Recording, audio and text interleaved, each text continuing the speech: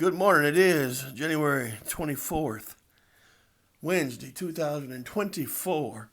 And this week, I'm back here, and my faith has been restored in Mother Nature, or whatever you want to call it. It's almost 8 in the morning. It's a little bit over 60 degrees. It is raining, but we're back to normal, baby. We ain't got that bitter cold nonsense this week, so hopefully that's over with for that kind of cold's over with for the winter. Um, yeah, it'll be rainy because it's winter, but other than that, we're all good. I'm planning on having a cookout tomorrow, so all good. All right. Now, what are we looking at? I'm very happy today because I got another book war game. Right. This is Seawolves Solitaire: Battle of the Atlantic, 1939 to 1942 by Javier Rubio Torres. Now, and his imprint is, let me see here. There it is. Torgalium Games. That's the, that's the old Latin name for the town of Trujillo, España, right? Not that the only reason I know that because I lived in Trujillo, not Trujillo, Spain, but Trujillo, Peru. I learned a lot about that name while I was there, where it came from and whatnot. So, yeah. So I've read a little bit about Trujillo. But that's the old Latin name for Trujillo. All right. And so we're going to look at, let's read the blurb on the back, maybe. Seawolves is a solitaire tactical book game set during the intense Battle of the Atlantic in World War II.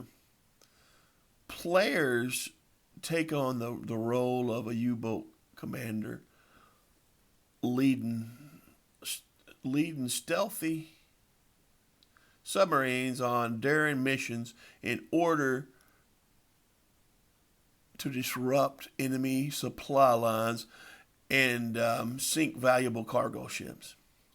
The game includes a multitude of historical notes and background information about U-boats, naval warfare, and significant events during that time. This game is designed to provide a simple and accessible. Esto escuchen mis perros. Here my dogs are starting up. It's more accessible experience. Okay, we don't need to read that about the experience. We're going to look at that in a minute. But yeah, so you're playing a U-boat commander in the Battle of Atlantic. All right, that's been done a lot, but I think it's a very good topic to do a game like this on. And so let's look at the game. I'm very excited about this because it's another book game. You know how I feel about book games, folks. I'm telling you, fellers, book games, man. I mean, if you go back and look on the channel, maybe, but it's way back before the pandemic. Back during, I was doing some book games, maybe Sniper game books, or maybe those game books by Colonel John Intel.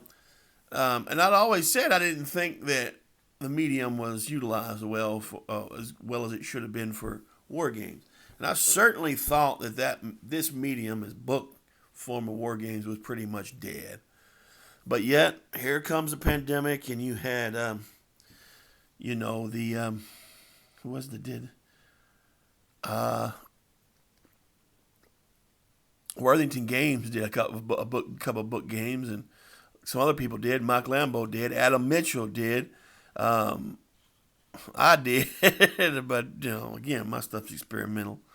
I did, and a lot of other people did too. Some people have one-offs, and this one by Javier Rubio Torres.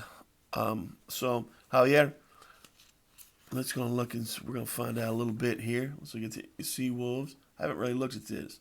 Thank you very much for purchasing this game. My name is Javier Rubio Torres, a Spaniard living in Germany for many years and passionate about board games and history.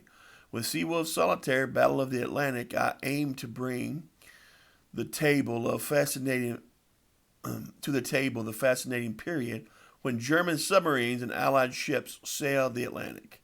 The idea was to translate this complex era into a game that is easy to learn and play, yet offers enough decisions to make it enjoyable and challenging for the player. I hope the result has been achieved. All right, I hope so too.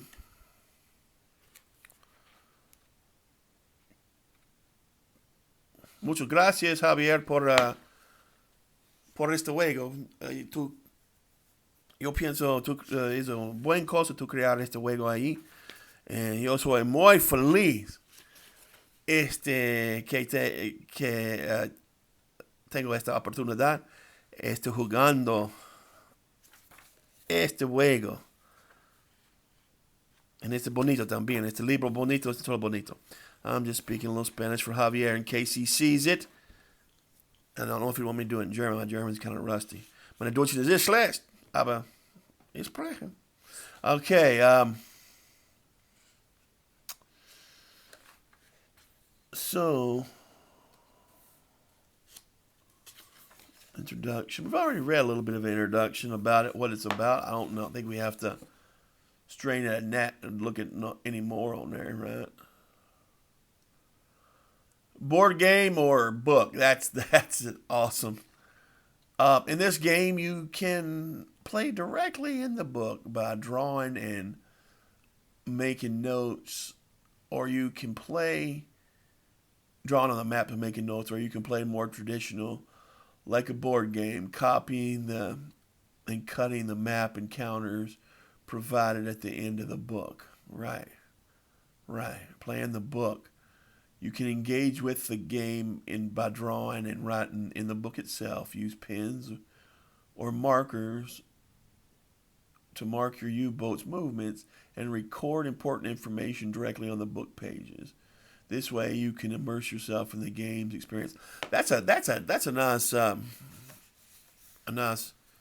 line there. So immerse yourself in the game's experience by writing right on there, writing on the map, taking notes. Absolutely. All right, cool. Very, very well done. The book is structured as a collection of separate missions, each representing a distinct stage in the Battle of the Atlantic's timeline.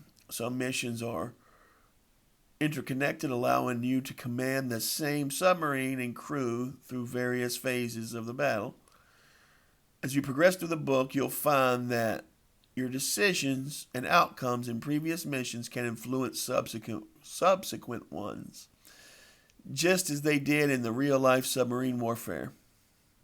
Your choices will shape the storyline and the strategies you employ. Wow, very cool. Okay, now you got me hooked. Just with that little bit of reading, you got me hooked, Javier. Chuta. Man. Does pen and eraser. Okay, more talking about playing. Grid system. Okay, so we are a grid. Okay. I'm assuming no diagonal movement since it is a grid system. There's a map. All right. Day and night cycle. Fuel and battery usage. Okay, you're keeping track of fuel and battery usage. That's cool. Fuel units, battery management. Okay, this game, it does seem simple, but it seems like you're doing a lot. So it's not, rudimentary. Simple, but not rudimentary, I would say, by thus far looking at it. And I love the layout. I love the colors. I love the feel of these pages. They're not glossy, so they're not glossy at all. They almost feel like newsprint, so it's very easy to write right up on it. And I do like that as well. This costs about $20. I bought it for $20 off Amazon. I just happened to Amazon, man, they figured it out, didn't they? They may have recommended this for me. So, escorts, okay, weather's going to come into play. You got a campaign, awesome, that you can run a campaign. Enigma. Oh, wow. Yeah. Now this does piqued my interest a lot. Sequence of play. Let's just go over this a little bit. And U-boat movement phase. 2, sighting phase. Aircraft. Ship. Encounter phase. Okay. Weather phase. Ship movement phase. Okay. Very well. Mission 1. Inaugural patrol. How many missions are there? Let's see. Looks like there's about 22 pages of rules. Looks like we have 8 missions. Okay, that's worth it. I'm fine with that. That gives you a lot of play. 8 different missions. So encounter map. Okay, here we go. They're your maps and your play sheet and map all in one, look like. So I do not mind that. Inglaterra, England, and Britannia there. Okay. Mission 2. Okay. Inglaterra otra vez. All right. Well, I'm going to tell you. Very interesting. And again, another player steps up to bat in this in a book with a book game. That is awesome. 42. Okay. Mission logs. Okay, you got some logs. All right. I guess I paid $20. Maybe a little over 20. But I'll tell you, I don't feel ripped off at all after looking at it. Maps.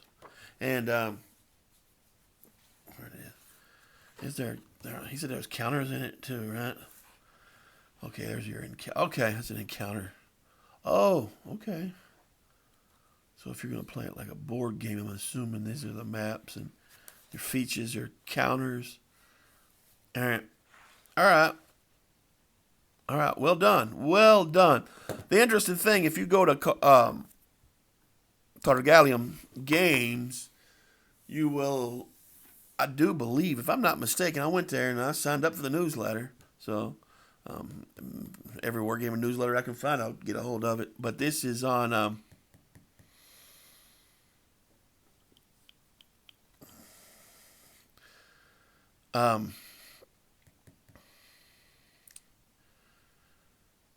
in a board game form, as it appears to me. If you go to Targallium Games,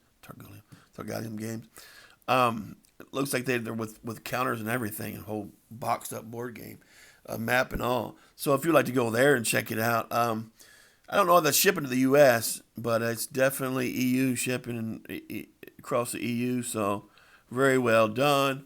Maybe he'll come out with, maybe he'll do one in Spanish. For mis amigos en familia in South America. Yeah, South America is not really a hotbed of war gaming. There are a couple of enclaves, though, that you'll play some war games. You'll even find some in my